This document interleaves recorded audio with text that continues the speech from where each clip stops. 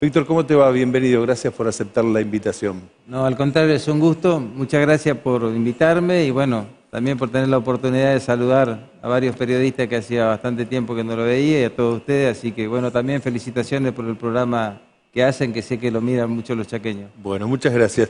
Bueno, primeras sensaciones del día de ayer, digo, después de 16 años el radicalismo vuelve a tomar el control de la provincia, toma el poder político en la gobernación.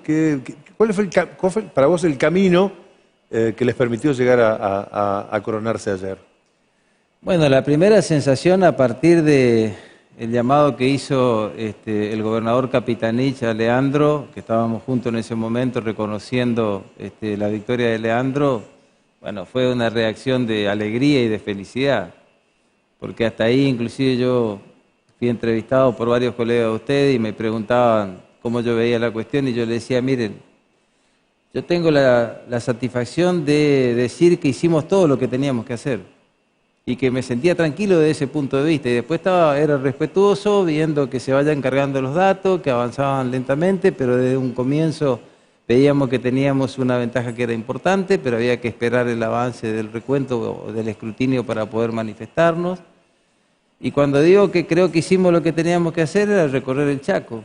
A mí me toca y tengo la enorme satisfacción de representar a mi provincia en el Senado de la Nación con mucha actividad, pero el tiempo que tenía disponible iba a los barrios acá en Resistencia, iba en el área metropolitana, iba a Miraflores al Impenetrable, iba al sudoeste, en algunos casos acompañando a Leandro, en otros casos simplemente acompañando a nuestros candidatos a intendentes o a nuestros candidatos a concejales.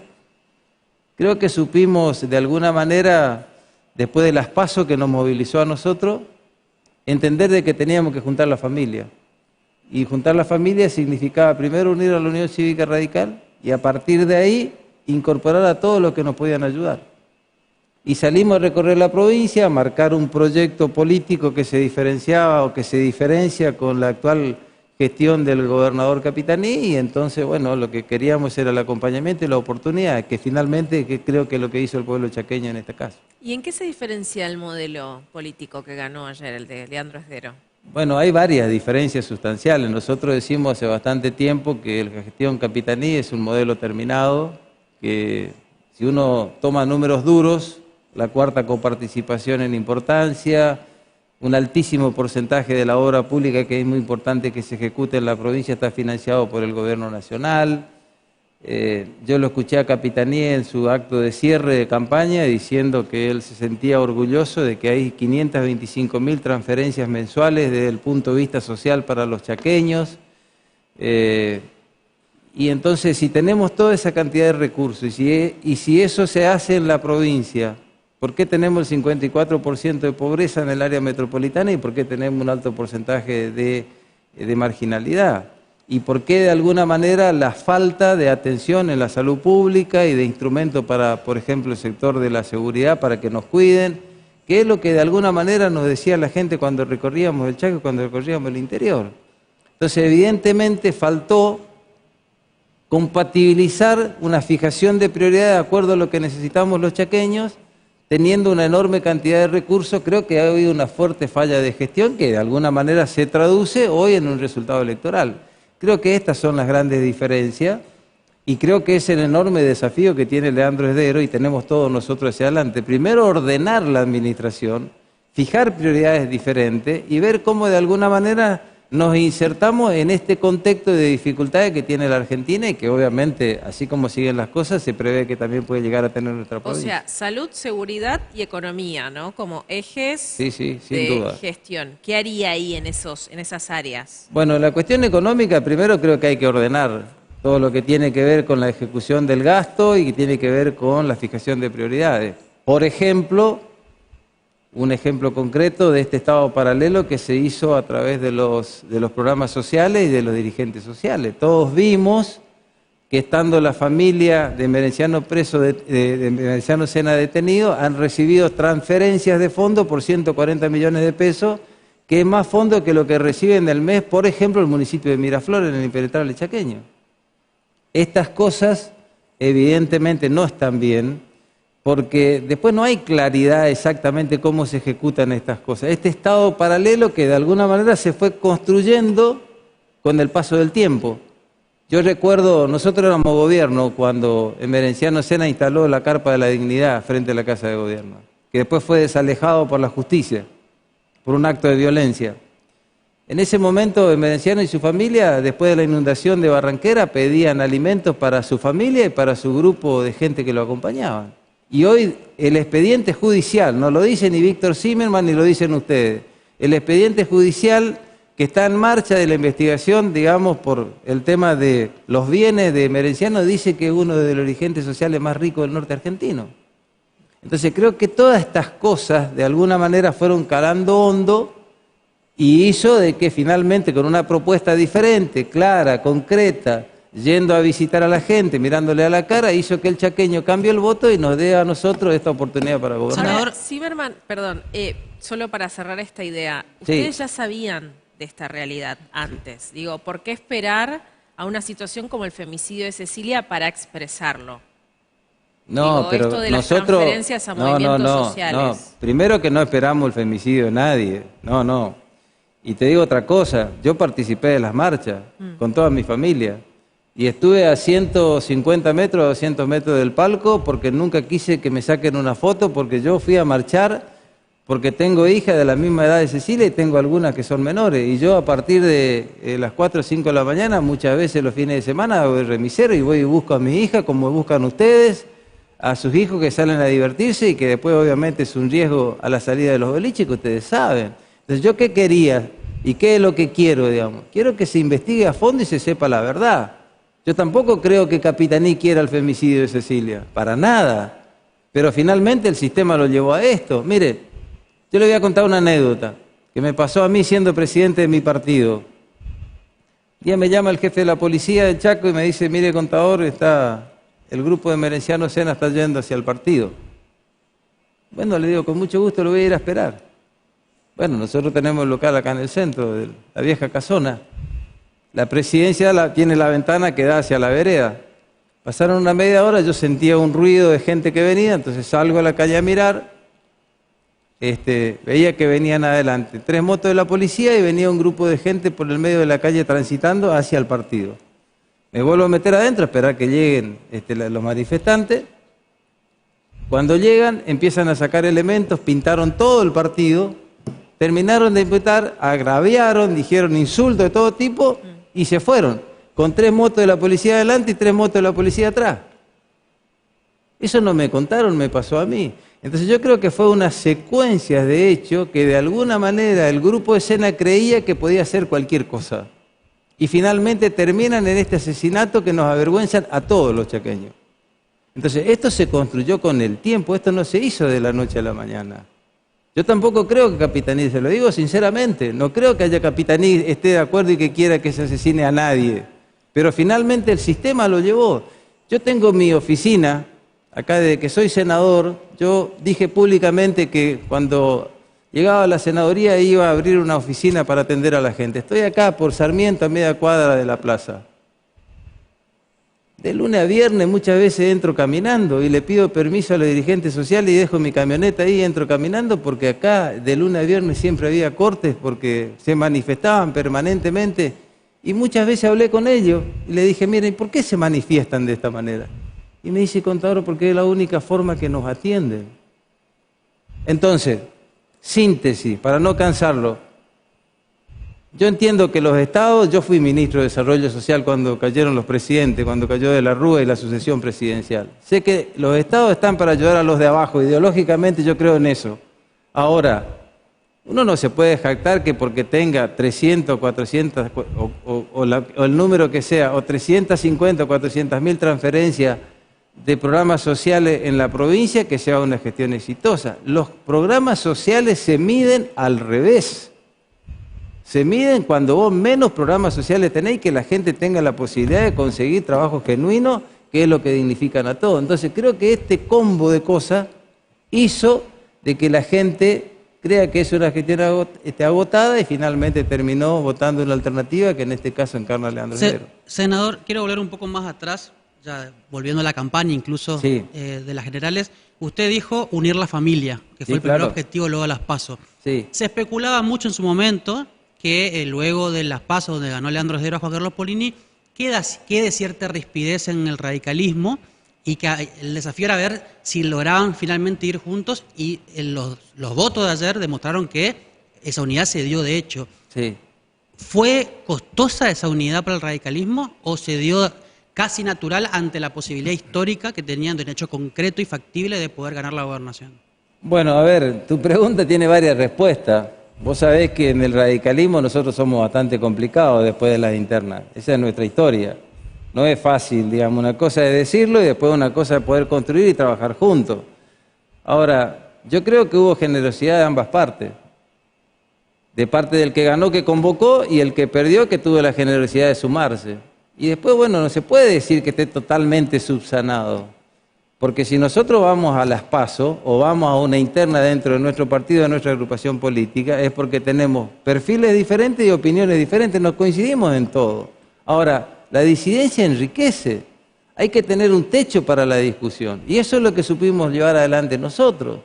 Y a partir de ahí salimos todos a trabajar porque sabemos que si no, no teníamos ninguna chance. Si nosotros no ordenábamos primero el radicalismo y después sumábamos a todos los que nos querían ayudar, no solamente a los que están identificados como partido dentro de nuestra agrupación política. A nosotros nos votaron muchos peronistas en esta instancia, votaron muchos peronistas Leandro Esdero para que pueda tener el resultado que tiene. Si no, no hubiese ganado la elección en primera vuelta. Y en este sentido, hoy lo dijo Leandro Esdero en la conferencia de prensa, que probablemente cuando convoca a su gabinete, convoque también a otros partidos, ¿no? ¿Puede haber algún acuerdo con algún sector del peronismo? Bueno, yo no soy la palabra autorizada para hablar por Leandro Esdero, pero yo considero y coincido con ese mensaje.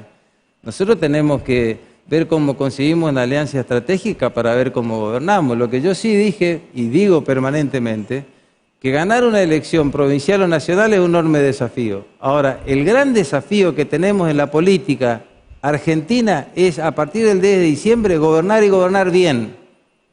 Porque esto que está pasando, el tema Milei y todo lo demás, tiene que ver porque mucha gente no encuentra respuesta en los gobiernos. Los gobiernos existen para generar las condiciones para que su gente esté mejor.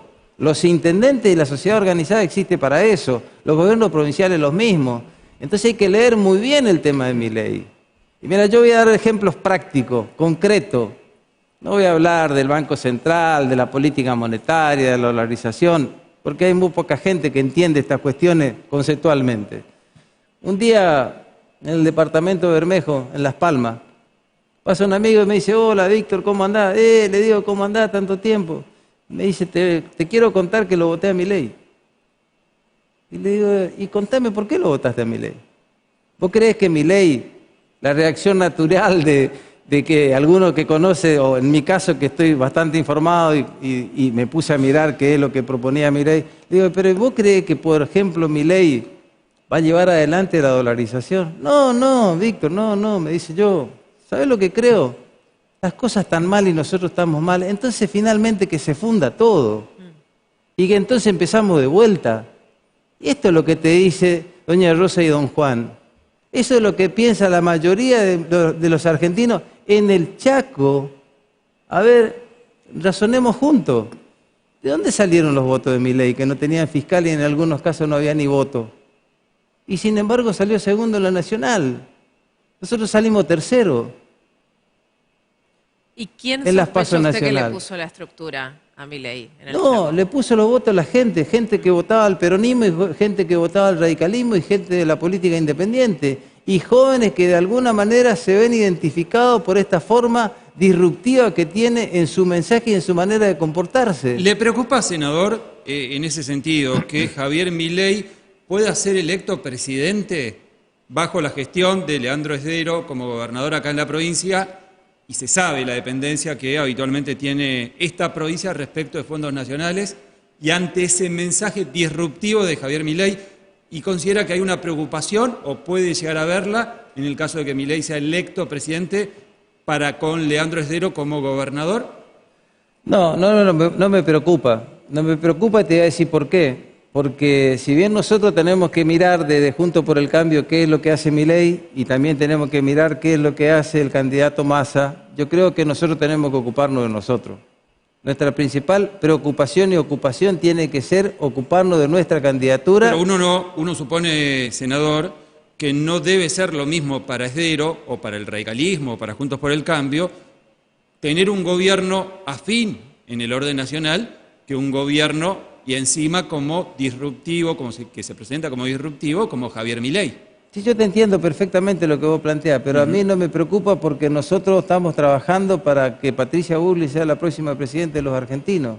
Y vamos a trabajar y vamos a salir a convencer y vamos a trabajar con el máximo convencimiento como lo hicimos en el caso de acompañar a Leandro Esdero. Por supuesto que el gran esfuerzo lo hizo él personalmente, recorrió el Chaco, nosotros acompañamos y su equipo. Y en el caso de Patricia Bullrich, ella tendrá, yo se lo dije a ella tendrá que salir a recorrer cada paraje y cada ciudad del país para mirarle a la gente de la cara, más allá de las redes que son necesarias, que son importantes. Y entonces me parece que nosotros tenemos que ocuparnos de eso. ¿No tiene un discurso, Patricia Bullrich, un discurso demasiado chocante, poco conciliador?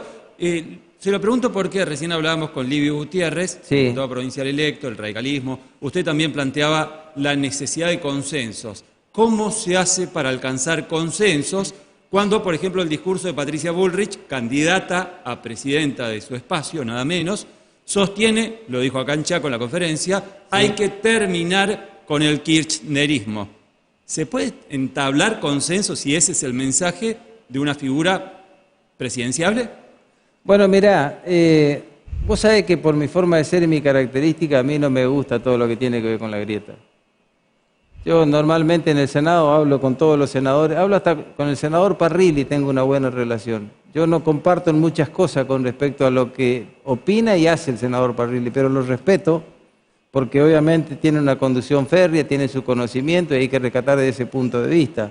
Ahora, a mí me parece que hay que encontrar el camino para poder después encontrar una alianza para gobernar. Ahora, los que asesoran y los que de alguna manera se vio en este tiempo, la disrupción es la forma de poder acceder a los medios y poder llamar la atención. Y entonces, bueno, yo puede ser que de ese punto de vista no comparto con esta cuestión. Yo no comparto con la confrontación. Yo creo que para tener autoridad o para decir las cosas con firmeza no se necesita gritar. Lo puede decir de la misma manera y entonces puede facilitar la posibilidad de la vuelta y de ver cómo se construye acuerdos programáticos hacia adelante, sino cómo nosotros vamos a hacer con algunas cuestiones. Por ejemplo, con la cantidad de miles de personas que tenemos dentro de los programas sociales, ¿cómo vamos a reconvertir los programas sociales al sector productivo? Tenemos varios miles. ¿Cómo vamos a hacer de alguna manera como para que la cuestión que tenga que ver con la infraestructura y los presupuestos nacionales sigan viniendo para el norte argentino si tenemos una confrontación permanente y no ponemos de acuerdo, la posibilidad de ponernos de acuerdo los gobernadores del norte como se pusieron hasta acá? ¿Consiguieron cosas los gobernadores del norte? Sí. ¿Fueron suficientes? Creo que no. Por ejemplo, tarifa diferencial. ¿Pero es un mérito de los gobernadores del norte? Sí, es un mérito de los gobernadores del norte, pero no consiguieron, por ejemplo, lo que consiguieron los de zona fría. Entonces son cuestiones que nosotros tenemos que seguir insistiendo. Ahora, si nosotros tenemos una confrontación que no nos permitan el diálogo, a mí no me parece que sea el camino. Senador, le hago dos preguntas. La primera tiene que ver con, hoy hablábamos del gabinete y demás. Sí. Pregunta a usted, si Leandro Esdero lo llama para integrar el gabinete, ¿dejaría la senaduría? Bueno, ese es un tema que yo no puedo contestar ahora porque Leandro Esdero es el gobernador electo y él tiene la facultad de convocar a su equipo, que de hecho lo tiene y tienen propuestas muy claras y concretas. Lo que yo sí tengo el compromiso de trabajar para ayudar. Yo tengo mi responsabilidad en el Senado de la Nación y más allá de que estuve en campaña voy a estar acompañando en gestión. Y la segunda... Entonces si me convoca para de alguna manera conformar, bueno... Tendré que analizarlo en algún momento, pero no me parece que sea el momento. ¿Te va a quedar más cerca de la oficina? ¿Cómo? ¿Te va a quedar más cerca de la oficina, digo, de Sarmiento? No, pero yo soy muy respetuoso de eso. Me parece que esa es una facultad que tiene el gobernador electo tiene su equipo, tiene gente especializada, tiene mucha gente que le ha acercado muchas ideas hasta acá y yo creo que puede, sin ninguna duda, conformar un gran gabinete y nosotros estaremos para ayudar desde el lugar que me toque. A mí me toca todavía tener 2 años en el Senado de la Nación. Yo tengo la enorme satisfacción de tener los cargos de representación más importantes de Juntos por el Cambio, de los 33 senadores. Soy vicepresidente de la Comisión de Presupuesto y Hacienda, soy vicepresidente de la Comisión de Ciencia y Técnica, recibí felicitaciones públicas de parte del presidente de la Nación por mi trabajo en ese tema, temas centrales para el desarrollo del norte argentino y del país que viene, como energía alternativa, como la posibilidad del desarrollo del gasoducto y todas las cuestiones de infraestructura que tenemos que instrumentar en el norte argentino. Ya está mostrando el currículum. Ya veremos. Ya está mostrando el CV. Y la segunda tenía que ver con esto que usted hablaba, Milei sí, Milei no, digo. Se ha escuchado como que hay muchas coincidencias, digo, cuando lo ponemos a Milei, entre lo que es Juntos por el Cambio hoy y el peronismo y sobre todo con Massa. ¿Usted ve una especie de acuerdo post-paso, no digo una interna, pero de fijar pautas como para trabajar para que, no digo Milei no sea presidente, pero para trabajar en un plan de gobierno que permitan a los dos partidos mayoritarios un acuerdo? Mira, nosotros tenemos que, pasada la elección, tenemos que garantizar gobernabilidad. En la misma línea que yo te decía que el desafío, siempre el desafío es ganar la elección, pero el mayor desafío que tiene la Argentina es gobernar. Y bueno, tendremos que tener la capacidad de sentarnos alrededor de una mesa como lo hicimos oportunamente. ¿Ustedes se acuerdan cuando el gobernador Capitaní convocó a los diputados y senadores nacionales para defender las obras públicas del Chaco en el presupuesto nacional? Bueno, yo fui el primero que fui al despacho del gobernador Capitaní. Y yo fui miembro informante por mi interbloque en el Senado. Yo voté en general en contra de la mayoría de las cuestiones del presupuesto porque no coincidíamos, pero todas las obras que tenían que ver para Chaco y los programas que tenían que ver para Chaco voté a favor. Ahora, también hubo una gestión desde el punto de vista del gobernador de convocarnos a todos y decir nosotros los chaqueños necesitamos del acompañamiento de todos para tener las obras que tienen que estar para poder avanzar y desarrollar las obras públicas de nuestra provincia. En base a eso y un poco lo que hablábamos fuera de aire, los cambios, mejor dicho, las medidas que tomó Massa este último tiempo vinculado a ganancias e IVA, Sí. ya hay proyectos de estimación de impacto fiscal para el año que viene particularmente y que eso afectaría fondos a las provincias que son Sí. de envío automático. El año que viene, considerando esto, considerando un año que va a traer una fuerte inercia inflacionaria por lo que va a ser el fin de este año, un año complicado fiscal y económicamente, ¿cómo el Chaco, en la figura ahora de Leandro Esdero gobernador, o usted ayudando en su equipo, en el lugar que sea, cómo encarar un año que también es de transición para el nuevo gobierno y de ajustarse y acomodarse, de cara justamente a esto, un escenario económico que no es alentador de alguna manera? Bueno, lo ideal sería que haya una transición ordenada, que creo que es lo que queremos todos. Ahora, yo traje acá un proyecto que presenté la semana pasada. Tiene la firma de 27 senadores de todo el país. ¿Qué dice este proyecto? Convocamos al ministro de Economía que vaya al Senado a cumplir con obligaciones institucionales, a informarnos, a lo mejor tiene razón, de la reducción de la recaudación de impuestos a las ganancias, la cuarta categoría, porque aumentan el mínimo no imponible. Hoy, actualmente, ese monto está, traje anotado para no equivocarme exactamente, hoy el piso es 700.875 pesos. Los que están... 1 millón arriba, eso. Exactamente. Los que están por debajo de eso ya no pagan impuestos a las ganancias. El ministro Massa en su anuncio como ministro y como candidato a presidente lo lleva a 1.770.000. Y después hace la devolución del IVA a la canasta básica y un mecanismo de la devolución del 21% del IVA. ¿Por qué presentamos esto y queremos que vaya al ministro? Porque esta medida significa pérdida de recaudación por 3 billones de pesos que son coparticipables a los gobernadores y a los intendentes. Pero, senador, esa propuesta era una propuesta de Juntos por el Cambio hace un par de años atrás. Sí, es entonces... exacta. Y yo la sostengo. Ajá. Yo estoy de acuerdo con que se deje de pagar el impuesto a la ganancia de la cuarta categoría porque el salario no debiera pagar ganancias. Estoy absolutamente de acuerdo. Ahora, en este contexto hay que tomar una medida. La pregunta es la siguiente. Por eso estoy pidiendo, estamos pidiendo, que a lo mejor el ministro finalmente nos convence, que vaya el ministro de Economía a explicarnos cómo van a compensar la pérdida que va a tener el Chaco. A mí me gustaría saber qué piensa el equipo económico de Chaco y qué piensa el gobernador Capitaní, que de esto sabe mucho. El Chaco va a perder 75.000 millones de ingresos el año que viene. que son alrededor de 3 masas salariales. Y también, por supuesto, eso va a significar una pérdida para los municipios. Entonces, estas son las cosas. ¿Cómo se va a compensar esta caída en la recaudación? Bueno, según las notas periodísticas y la información que dio el ministro de Economía, dice que es a través del impuesto país. Ahora, el impuesto país como está hoy no es coparticipable, ¿eh? Porque está asignado para la ANSES y está asignado para la construcción de viviendas sociales. Entonces, ¿qué van a reformular el impuesto? Sí, puede ser una alternativa. Ahora, la ejecución de la devolución del 21% de IVA se está ejecutando a partir de esta semana. Es automático. Es automático. Entonces, ¿qué puede llegar a pasar? Que finalmente estos 3 billones de caída de recaudación se cubran con emisión monetaria. ¿Sabe qué significaría esto? Más inflación. Vamos a tener mayor inflación antes que lo de la ganancia de cuarta categoría puedan tener plata en el bolsillo, que yo estoy absolutamente de acuerdo. Entonces, ¿qué hago al respecto? Señor Ministro de Economía, vaya al Senado, lo vamos a escuchar atentamente y explíquenos, a lo mejor usted tiene razón y nos dicen cómo vamos a compensar, porque ahora no van a pagar ganancias hasta 1.770.000 pesos de sueldo. Decime cuántos en el Chaco tienen ese sueldo básico. Eso va a significar, esos 75.000 millones de pérdida de recaudación para el año que viene, es menos medicamentos para los hospitales, es menos equipamiento para la policía que siempre necesita, es menos instrumentos para lo que se necesita en la fijación de prioridades. Son preocupaciones. Entonces, bueno, yo creo que esta es la forma, este es el mecanismo. Y sobre la ley de alquileres, ¿cuál es su posición? Todo breve, tema fácil de traer usted al reducto, ¿eh? Todo tema. Porque bueno, se está modificando ahora, se está debatiendo. El tema de ley de alquileres, la actual ley de alquileres no beneficia ni a propietarios ni a inquilinos.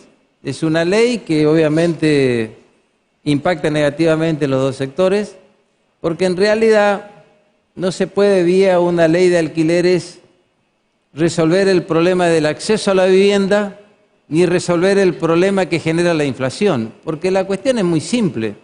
Nuestra ley de alquileres que dice contrato a 3 años con un índice de actualización que es una combinación entre el RIPTE y el IPC.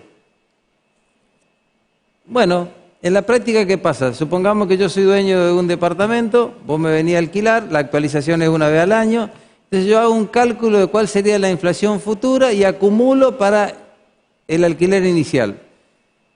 Primero, segundo, tercero, cuarto mes estoy contento, el quinto y sexto mes no me alcanza con el alquiler ni para cambiar un inodoro. Ahora, cuando el inquilino tiene que entrar en la práctica a pagar el primer mes, se le va el 70% del salario. Entonces, el problema de la ley de alquileres, más allá de los plazos que se pueden discutir, más allá de la forma de la actualización, más allá de los índices que se puedan utilizar, que sea el RIPTE, que sea un promedio del salario, que sea el IPC, que sea cualquier índice oficial que publique, el gran problema de la ley de alquileres es la enorme inflación con que tenemos y el cepo al dólar. Miren, o sea, tuvimos, tiene que estar en dólar. Tuvimos 2 semanas de trabajo intenso donde recibimos representantes de propietarios, de inquilinos y desarrolladores inmobiliarios y representantes inmobiliarios de todo el país en el Senado. ¿Qué nos dicen, por ejemplo, los de Córdoba? Que los departamentos que estaban en alquiler, el 47% de los departamentos en alquiler se sacó del mercado inmobiliario. ¿Por qué? Porque van al alquiler temporal.